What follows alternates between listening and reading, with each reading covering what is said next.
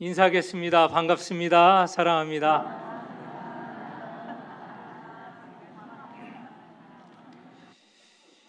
6월달 오늘 찬양대 찬양 잘 들으셨죠? 호국 보훈의 달입니다. 그래서 오늘 찬양을 그렇게 정하고 부른 것 같습니다. 그런데 오늘 말씀은 직접 연관은 되지 않는 말씀이지만 6월쯤 들어서면서 우리의 삶의 자세를 가다듬기 위하여서 필요한 말씀이라 생각하여 이 본문을 정하였습니다.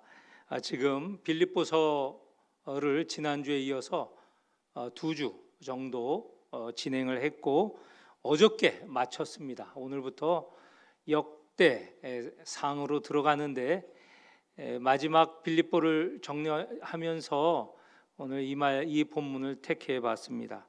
오늘 설교 제목이 무엇이죠? 자족과 풍족. 이 자족과 풍족이라는 말이 우리 유아유치부 아동부에는 굉장히 어려운 말일 것 같은데 설교하는 중에 잘 들어보면 이 자족하고 풍족이란 말을 알아들을 수 있을 거예요. 걱정하지 마시고 목사님 설교 잘 들었으면 좋겠습니다.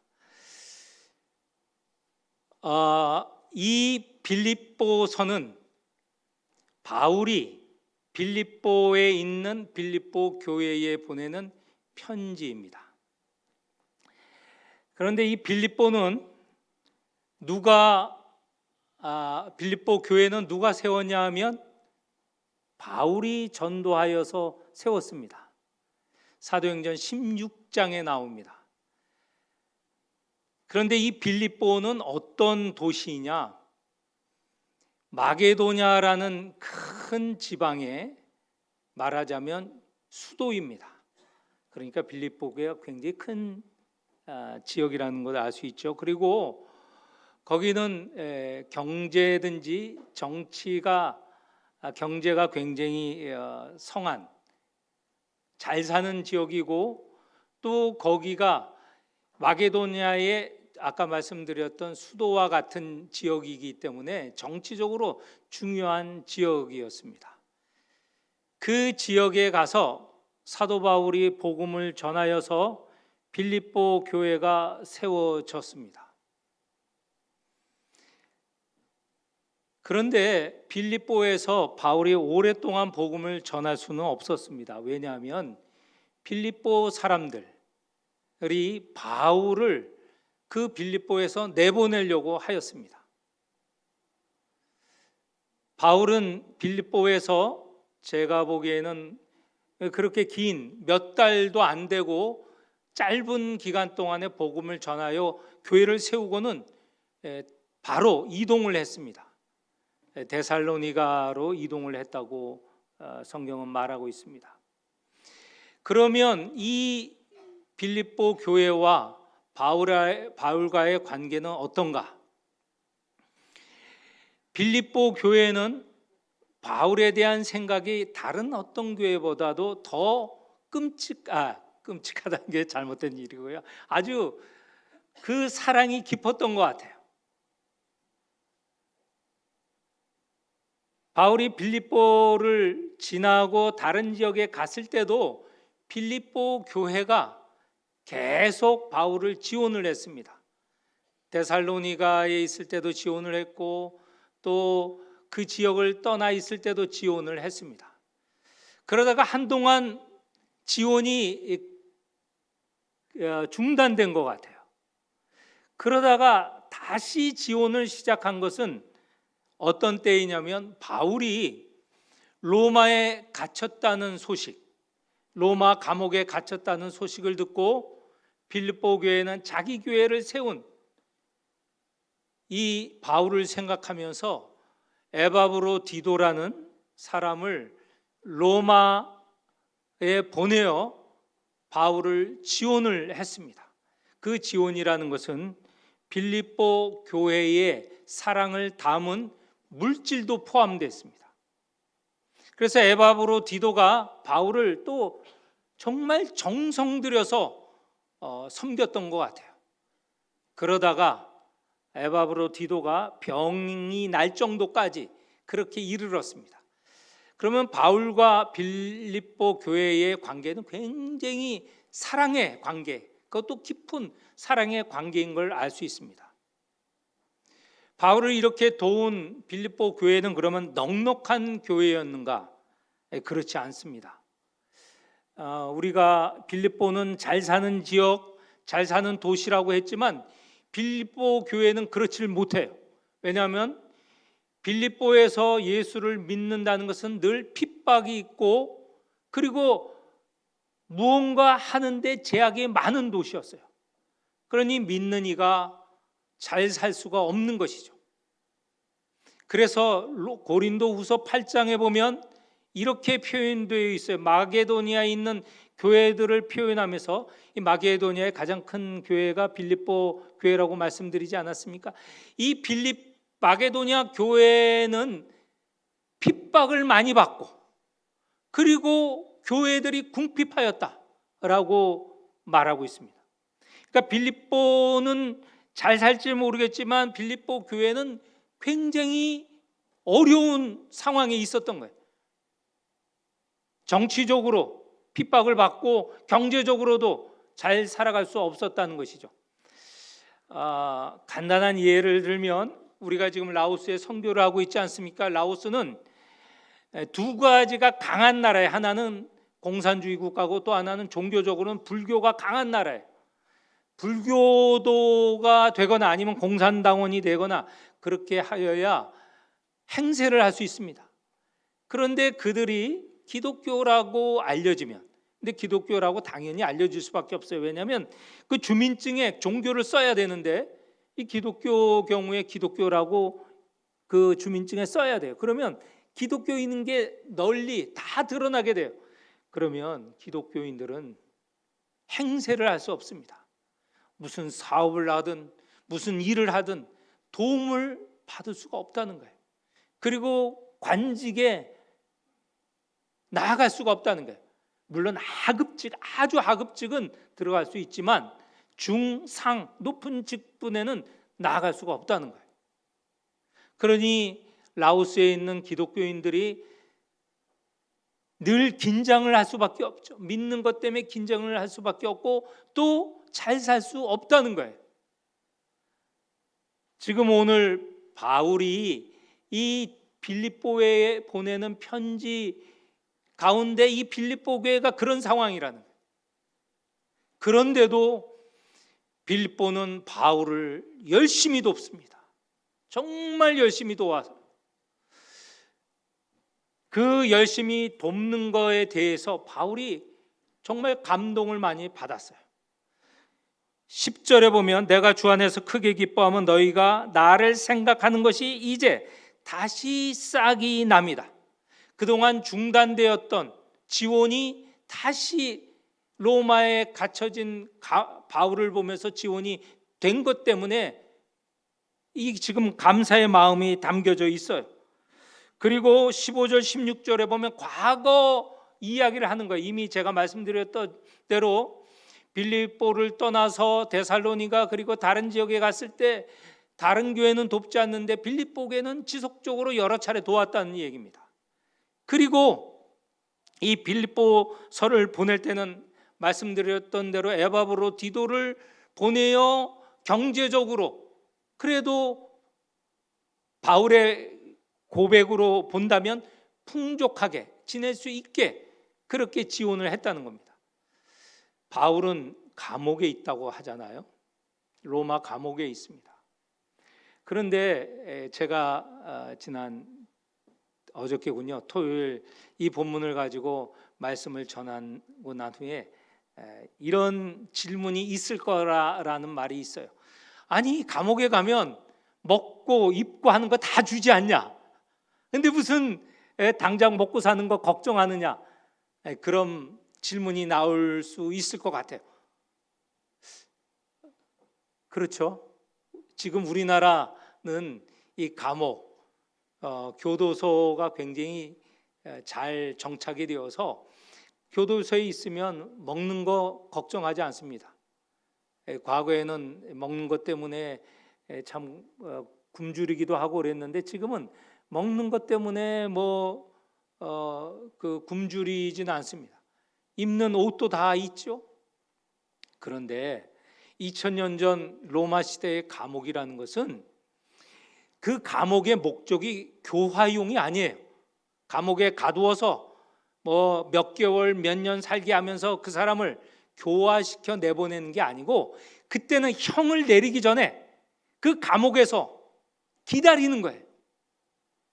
그러니 그 감옥을 위해서 무슨 정부가 뭘 준비해서 그 감옥에 갇힌 이들이 먹고 지낼 만한 게 이렇게 대우하지 않아요. 어떤 때는 감옥에 식량도 먹을 것도 주지 않습니다. 네가 알아서 먹으라는 거예요. 옷도 주지 않습니다. 감옥에 있는 사람이 구해야 돼요.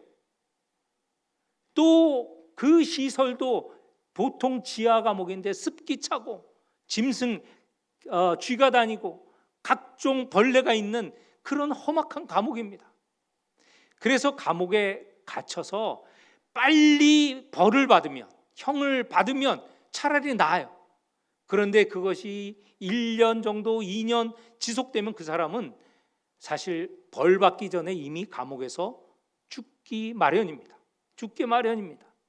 감옥이라는 게 이렇게 험악한 것이에요. 바울도 마찬가지입니다. 로마 감옥에서 지금 도움이 없으면, 먹고 입고 지낼 돈이 없으면 위태로운 거예요. 병에 걸릴 수도 있고 또 심지어 목숨을 잃을 수도 있는 것이 감옥입니다. 이런 어려운 상황에 빌립보 교회는 그 소문을, 그 상황을 듣고 에바브로 디도를 보내어서 그래도 바울이 그 감옥에서 목숨을 연장할 수, 이을 수 있도록 그렇게 물질을 보낸 겁니다. 오늘 우리가 읽은 이 본문은 이런 배경 하에서 바울이 자족과 풍족을 말하고 있어요. 이런 감옥에서 자족할 수 있습니까? 풍족할 수 있습니까?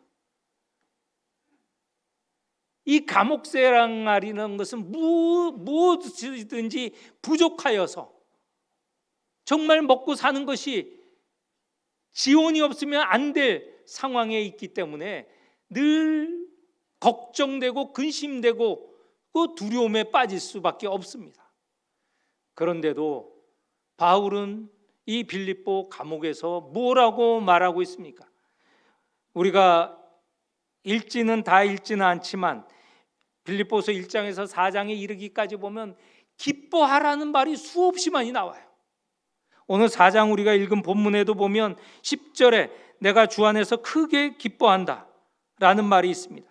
18절 하반절에 보면 내가 풍족하니 이는 받으실 만한 향기로운 제물이요 하나님을 기쁘시게 하는 것이라, 기쁨에 대해서 말씀하고 있는데, 앞에 본문을 보면 기뻐하라는 내용, 또 나는 기뻐한다고 하고 너희들도 기뻐하라 라고 권면하는 일이 지속적으로 반복적으로 나옵니다. 도대체 바울이 이 어려운 상황 가운데서도 자족과 풍족을 이야기하고 기뻐하라고 얘기할 수 있는 게 도대체 어쩐 일인가?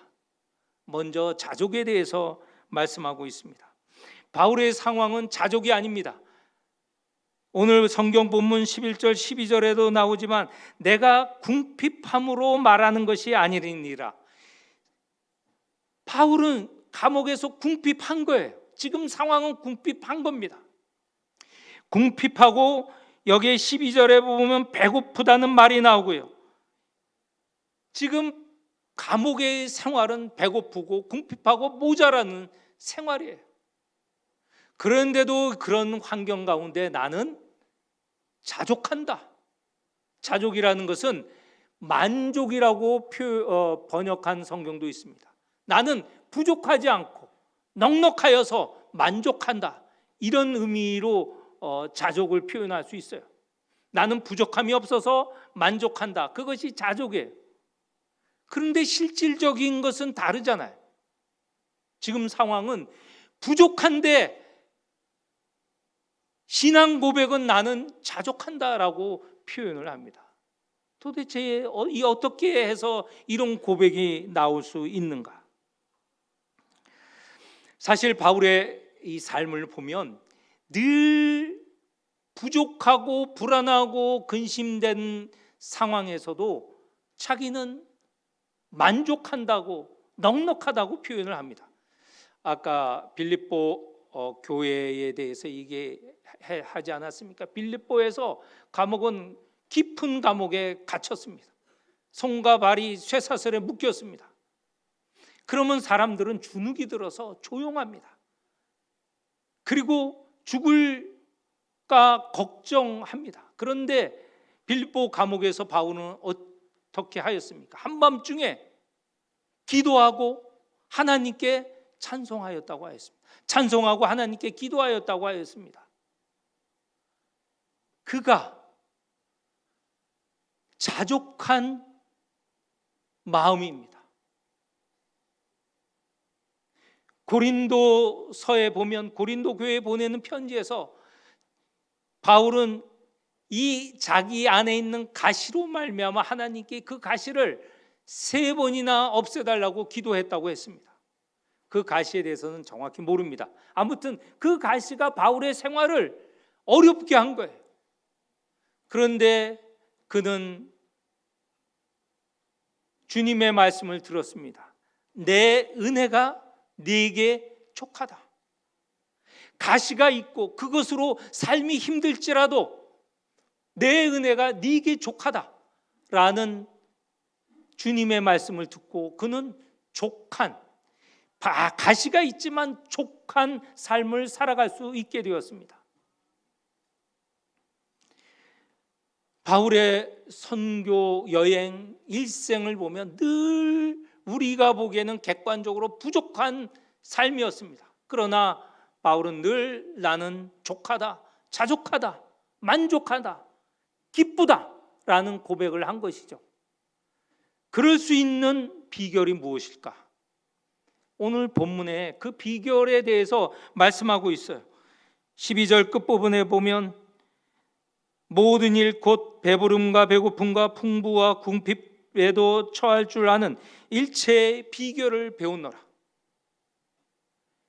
객관적으로는 그렇게 자족할 수 없는 생활인데 자족하다고 이렇게 말하고 그런 삶을 살아가는 바울, 그런 삶의 비결은 무엇인가? 다 같이 읽겠습니다. 13절에 그 답이 나와 있습니다. 13절.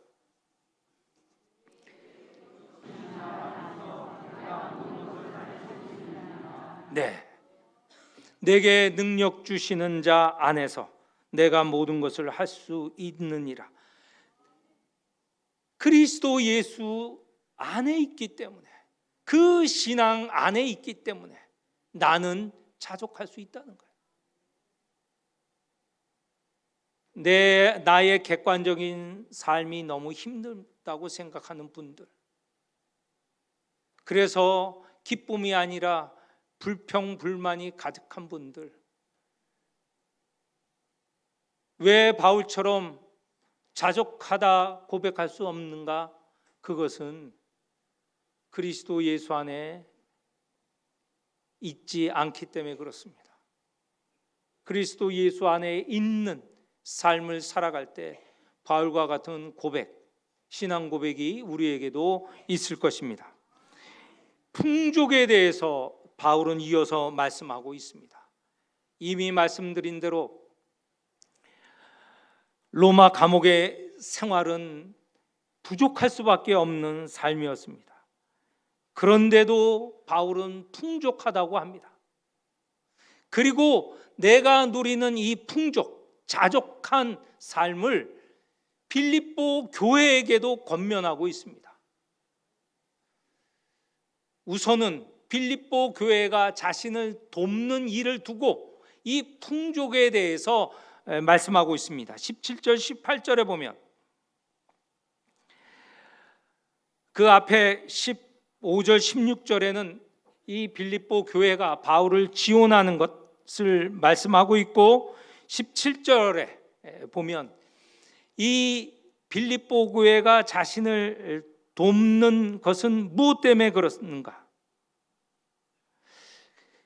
그것은 바울은 이렇게 말씀하고 있습니다. 빌립보 교회가 바울이 빌립보 교회를 세우고 또 빌립보 교회를 위해서 지속적으로 기도하고 관심을 갖는 그 일 때문에 빌립보 교회는 바울에게 감사한 마음이 있었죠. 그리고 바울에게 감사한 마음 배후에는 하나님께서 하신 일, 하나님께서 바울을 통하여 우리 빌립보 교회를 세우셨다, 하나님께서 우리에게 은혜를 베푸셨다라는 그런 신앙이 빌립보 교회에 있었습니다. 그래서 우리가 은혜를 받을 수 있도록 사역한 바울에게 이 갚는다는 의미가 있습니다. 그래서 빌립보 교회는 그 은혜를 잊지 않고 정말 힘을 다하여 정성을 다하여 로마 감옥에 있는 바울에게 지원을 한 것이죠. 그리고 이렇게 빌립보 교회가 나에게 바울에게 지원한 것은 그 지원한 것으로 끝나지 않고 그들에게 보답이 있을 거라 말씀하고 있습니다. 17절 말씀을 제가 읽겠습니다. 내가 선물을 구함이 아니요 오직 너에게 유익하도록 풍성한 열매를 구함이라. 여기서 이 17절 후반절 말씀이 쉽지가 않아요. 그런데 새한글 성경에는 이렇게 번역이 되어 있습니다. 내가 힘써 찾는 것은 선물이 아닙니다. 내가 힘써 찾는 것은 여러분의 회개장부에 써넣을 열매가 더 많아지는 것입니다. 무슨 말씀이냐면 빌립보 교회가 힘을 다하여서 바울을 지원하는 그것 때문에 하나님께서 빌립보 교회의 회개장부에 수익을 더 증가하게 만드셨다는 거예요. 이걸 쉽게 오늘날로 얘기한다면 이렇습니다. 어떤 사람이 다른 일을 위해서 도와주면 그 사람의 통장은 그 통장의 총액이 감소가 됩니다. 그렇지 않겠습니까? 그런데 바울은 그렇지 않다는 거예요. 그가 자기 것을 나누어 베풀고 하면 그 통장에 총액이 늘어난다는 거예요. 감소가 되지 않고 늘어난다는 거예요. 빌립보 교회가 자기도 어려운 삶에 힘을 다하여 모아서 바울에게 지원한 것으로 인하여서 빌립보 교회의 통장은 그 수익이 그 총액이 감소가 되는 게 아니고 오히려 총액이 늘어나고 하나님의 은혜가 더하여질 것이라고 말씀을 하는 것입니다. 빌립보 교회는 우선 부족한 가운데서도 바울을 돕습니다. 돕지만 돕는 것으로 인하여 빌립보 교회는 더 풍족해질 것이라는 것입니다. 그리고 더욱이나 가장 중요한 것은 이렇게 빌립보 교회가 바울을 지원한 것, 그것의 의미는 무엇이냐? 18절 하반절에 보면 내가 풍족한 이는 받으실 만한 향기로운 제물이요 하나님을 기쁘시게 한 것이다. 바울에게 보낸 것이지만 그것은 결국 하나님께 바친 제물이고 하나님을 기쁘시게 한 것이라는 것이죠. 빌립보 교회는 결과적으로 바울을 지원함으로 인하여서 부족하게 된 것이 아니고 더 풍족하게 되었다는 거예요. 하나님이 받으실 만한 제물이 되고 하나님이 기쁘시게 하는 그런 나눔이 되었다는 말씀입니다. 그것으로 인하여서 바울도 풍족하게 되었다고 말하고 있습니다. 18절 앞부분에 보면 내게에는 모든 것이 있고 또 풍부한지라. 빌립보 교회의 도움으로 인하여서 바울은 풍족하게 되었다는 것입니다. 말씀을 맺겠습니다. 빌립보 교회는 그 경제적인 상황이 참으로 궁핍하였습니다. 고린도후서 8장에 보면 나와 있습니다. 그런데도 그들은 힘껏 힘을 다하여서 바울을 지원했습니다. 그것 때문에 바울은 자기 자신이 자족하다, 풍족하다 고백할 수 있었고, 동시에 빌립보 교회도 마찬가지로 부족한 가운데 지원을 했지만 그 삶이, 그 통장이 더 풍성해지게 되었다는 것을 바울의 말씀을 통하여서, 이 빌립보서를 통하여서 우리는 알 수 있습니다. 오늘 우리의 삶은 어떻습니까? 우리는 늘 부족하다고 생각합니다. 우리는 늘 더 있어야 된다고 생각합니다. 그런데 지금 현재 내가